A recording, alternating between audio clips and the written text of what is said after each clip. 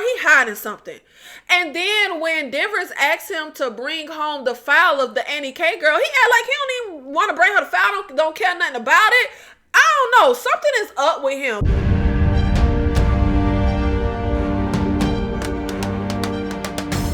Hello beautiful people, welcome back to my channel, King Nikki TV. Today we will be talking True Detective Season 4, one of my favorite shows, okay, HBO Max series.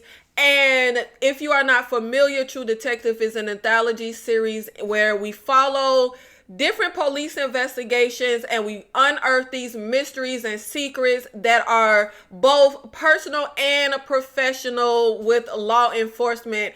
And every season we get like big name actors for our main detectives. And this is the first season. We only have one big name. Season 4, we only have Jodie Foster as our big name. Season 1, we got Matthew McConaughey and Woody Harrelson. And I honestly can barely remember the first 3 seasons, but from my shady recollection, I want to say the season with Mahershala Ali and Stephen Dorff was my favorite season, or it could have been the one with Colin Farrell and they had like a gay cop storyline, I think with Taylor Kitsch. That could have been my favorite season. I really cannot remember.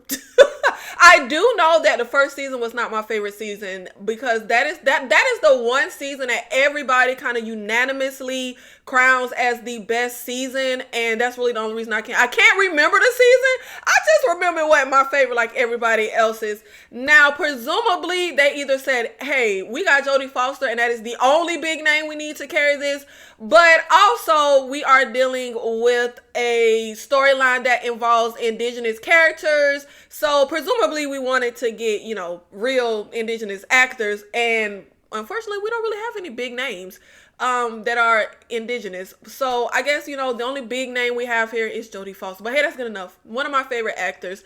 Now, let's get right into all of the information from episode 1 of Night Country and the mystery.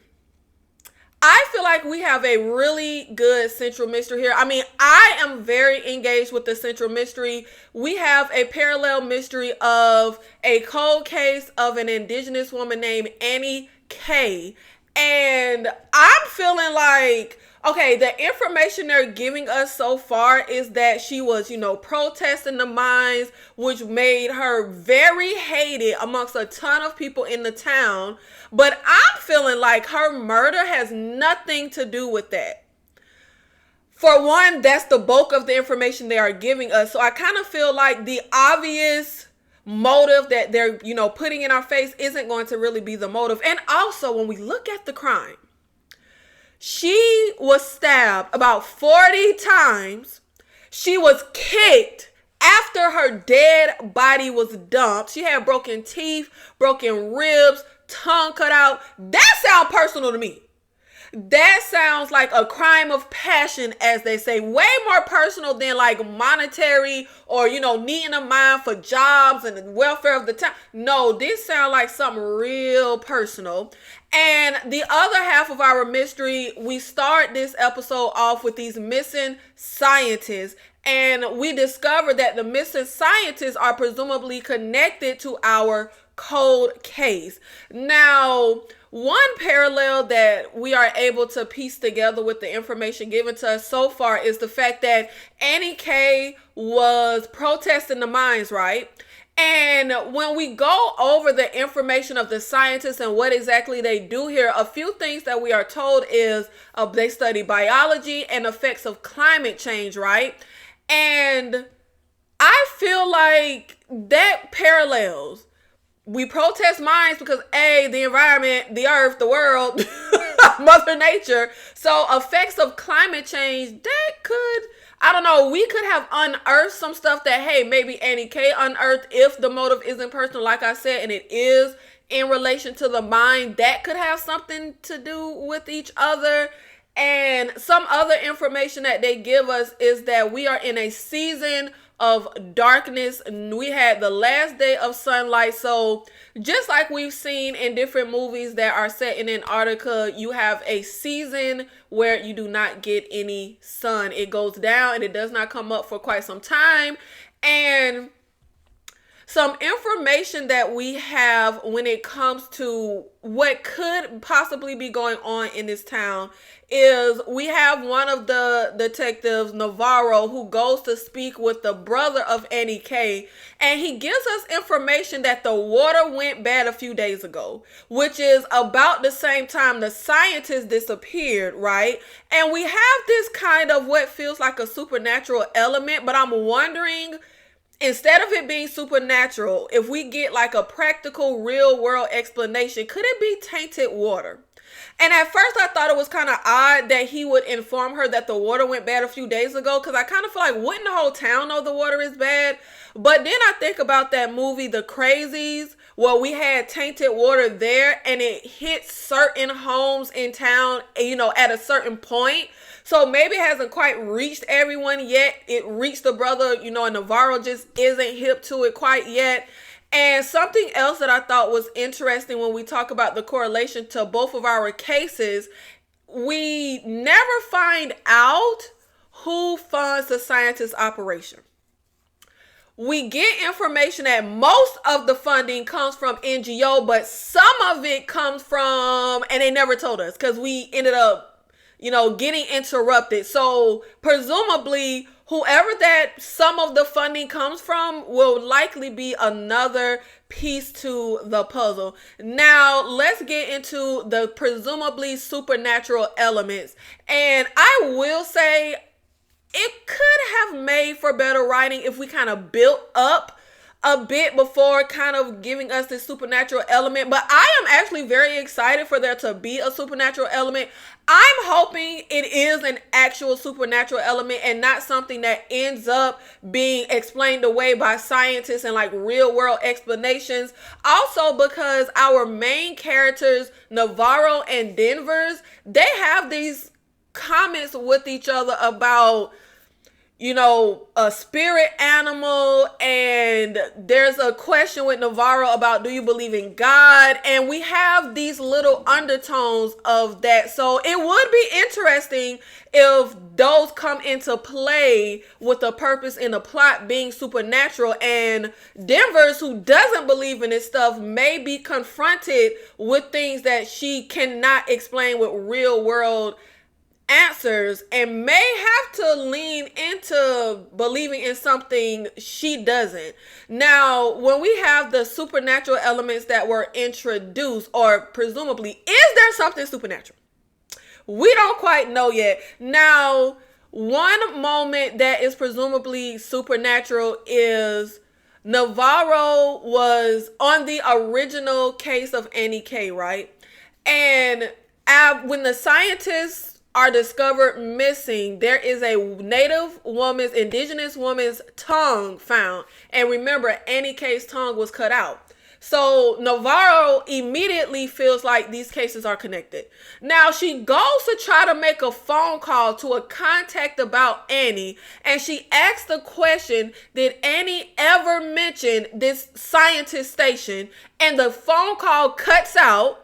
There's this weird like radio static sound, and we hear this whisper of she's awake.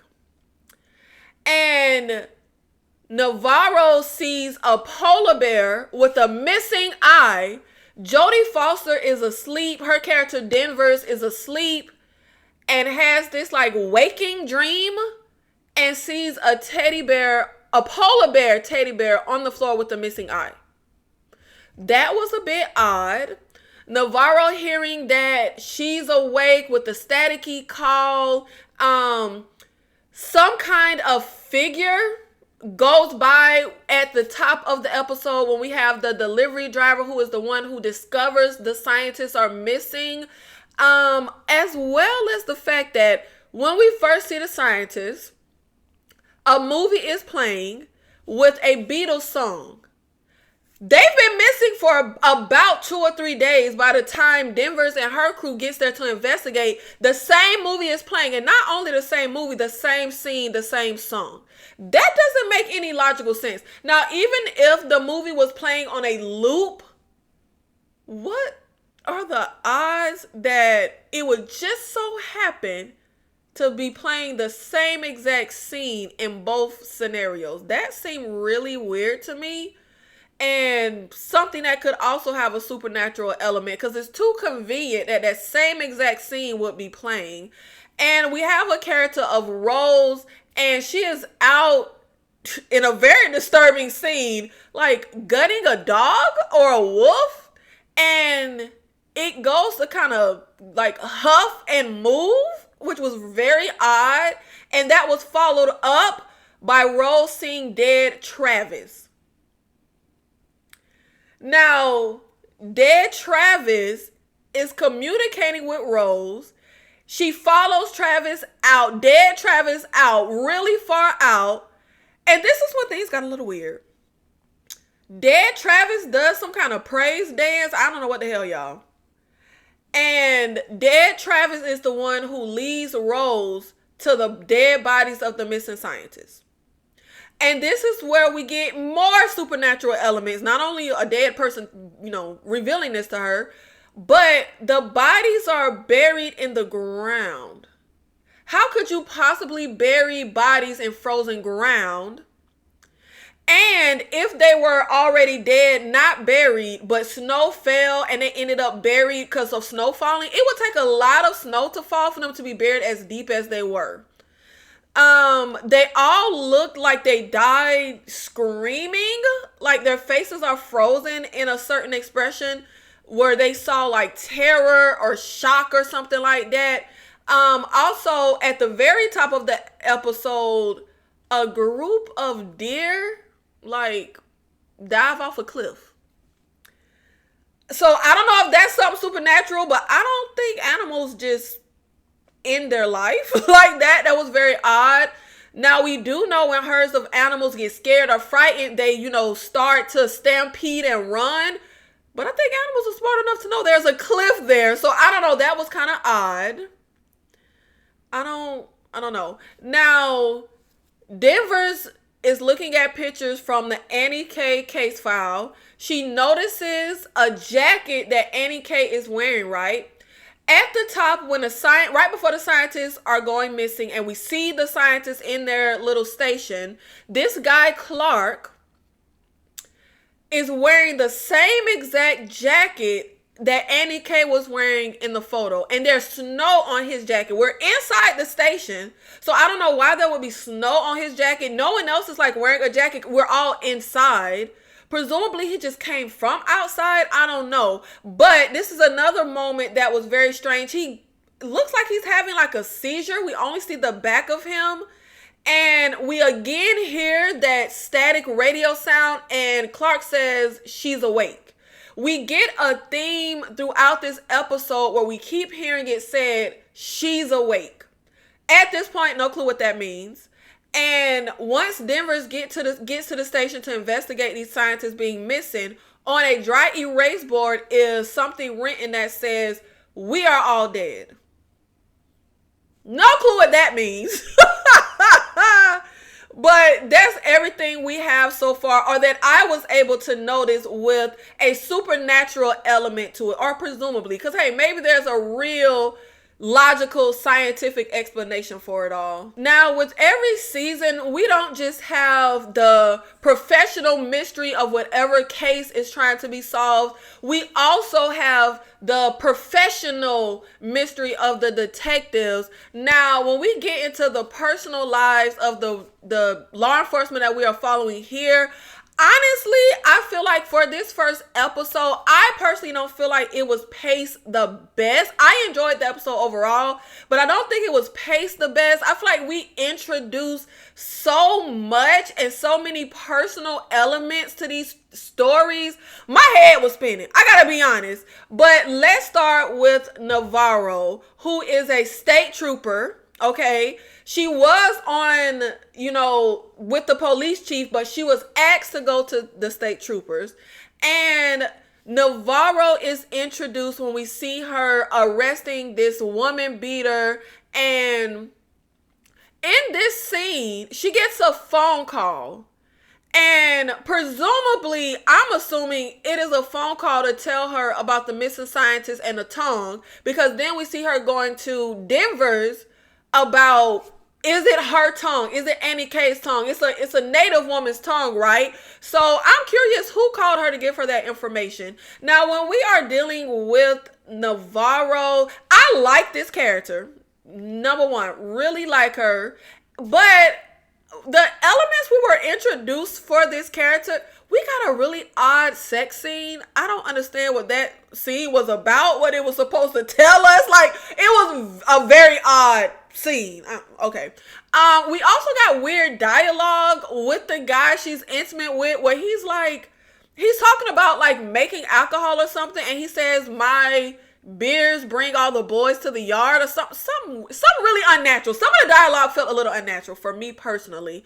But what feels like our central mystery, well, maybe not the central mystery, but one of our personal mysteries is the whole situation with Denver's and Navarro. And why, or what is the real reason that Denver's asked Navarro to go to the troopers? Denver's keeps telling this story that Navarro went off the edge because of the whole Annie K case. But Navarro makes mention to like a personal relationship when she's in Denver's office and she pulls this picture down that has law enforcement. She's like, how's daddy, whatever the guy's name is? As well as the fact that Navarro point blank says to Denver, you know, like, you the one who asked me to go to the troopers. You pushed me over there. It had nothing to do with the Annie K case. So we have two different stories of why Navarro went to the troopers. Now, we have Jodie Foster's character, Chief Denvers. And I just love Jodie Foster. I like Chief Denvers. There is some type of trauma in her history. We get a flashback when she is involved in this near car accident with this drunk driver. So it looks like she's a child and there was an accident and she's like walking on broken glass in the road.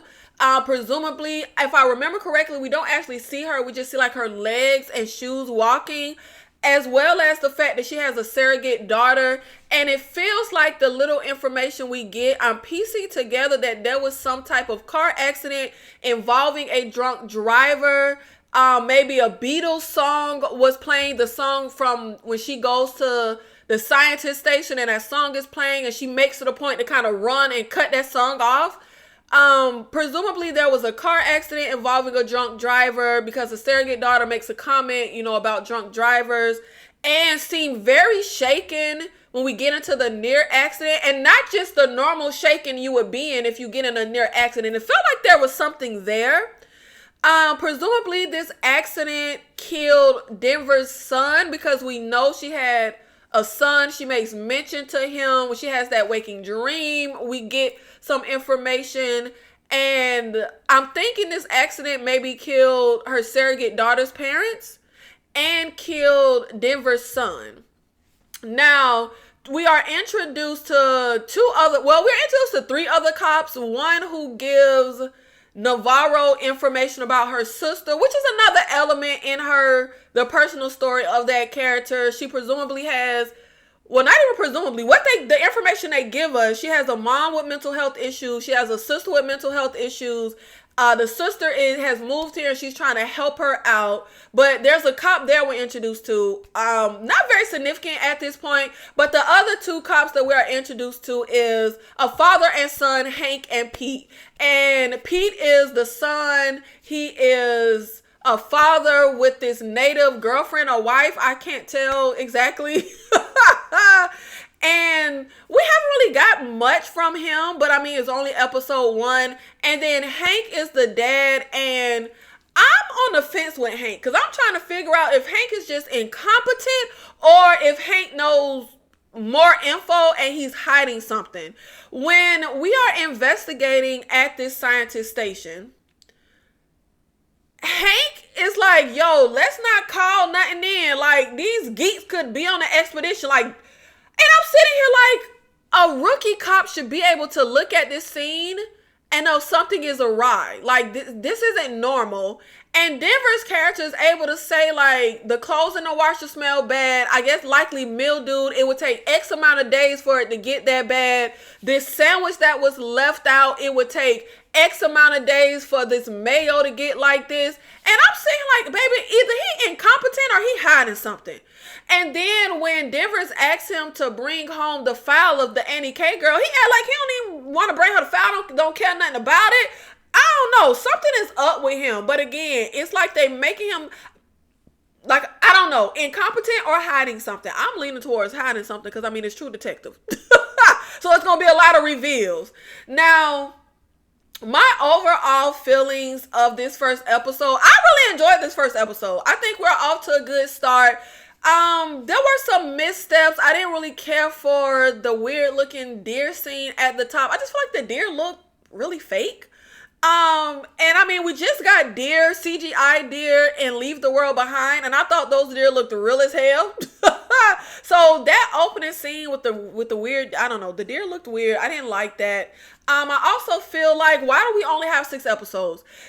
Every single season has been 8 episodes. Why in the world is this season 2 episodes shorter than the previous 3? And that also doesn't give me a lot of hope that we can wrap this story up in a satisfying way. I don't want it to feel odd in how everything gets laid out. I don't want it to feel rushed. I want things to feel like it's happening organically, and I want it to make sense. I also feel like I like the fact that we are somewhere secluded, this Antarctic, cold, continuous dark vibe, but I feel like we're not really doing anything with that backdrop. I don't feel any real tension or suspense, any real sense of urgency or doom or danger or anything along those lines. And something else I really didn't like, the drunk woman, when we get in that near fatal accident and we take her to the police station, she is so obnoxious. She was screaming and it was so aggravating. And then they continued the scream when we went to a transition to a different scene, and it was very odd. And I get it. She was supposed to be like annoying to the people in the station, but she was annoying to me as the audience. I don't know. I really didn't like that. And I don't know why she had to be delivering her lines the way she was. She sounded like a howling animal. I don't know. I really didn't like that. But I am very intrigued by the central mystery with the Annie K and the missing scientist and what exactly happened, and is it supernatural, and who killed Annie K and why did they kill her, and how was it connected to the scientist, and what happened to the scientist. Honestly, I could care less about any of the personal lives of the detective we're following. I kind of could care less about any personal mystery involving them. Gotta be honest. I don't know. It just hasn't sucked me in quite yet. I like Denver's. I like Navarro. But I kind of could care less about whatever's happening with the mental health issues with the sister. The weird guy she's sleeping. I don't know what the hell is supposed to be about. I don't know. That part of it hasn't sucked me in.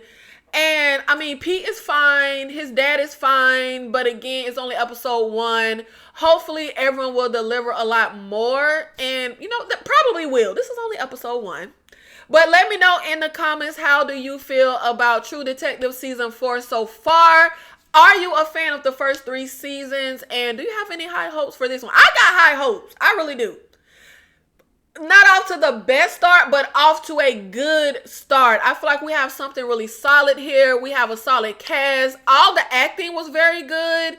I like the central mystery. I want us to do more with the environment and with where we are and the no darkness. There is a quote at the very top of the episode. There's mention of like things happening in the dark or in the night, and people going crazy or whatever. And I'm like, okay, let's do something with that. Because honestly, everybody in the town just hanging out, parlaying in the dark and at night and in the cold. Like, none of the elements are really contributing to anything so far. And I really want us to change that. I want it to the environment and where we are and kind of being shut off from civilization, I want that to mean something and to change the dynamics of what we get each season. Like the environment and where we are needs to play a part. But thank you so much for watching this video. Let me know in the comments, how do you feel overall about episode 1 so far, and I'll see you in the next one.